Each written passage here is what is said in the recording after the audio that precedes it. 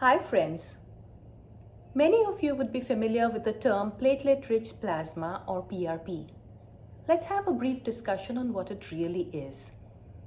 Your skin and hair, and in fact each of your body tissue, would do very well with growth factors. These growth factors stimulate the growth of whatever structure they're working on. For instance, if I wanted to grow new hair, I would need growth factors for it. If I want to stimulate collagen in my face for the tightening effect, I would need growth factors that stimulate collagen production.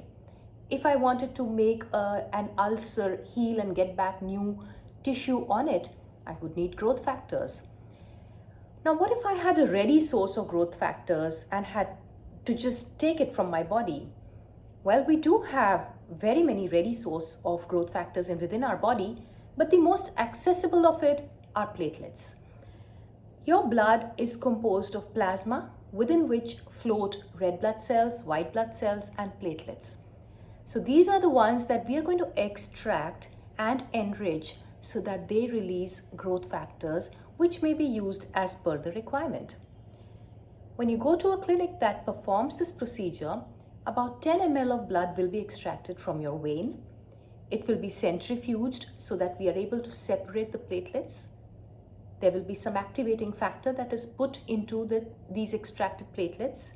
Now you have a ready preparation of a liquid that contains up to 7 times more platelets than would be available in that much amount of blood within your body. So you have this rich concentrated source of platelets.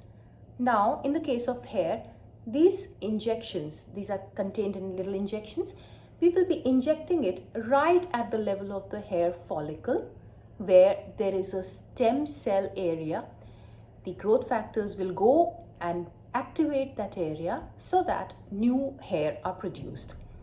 Doesn't that sound marvelous? It actually is very, very effective.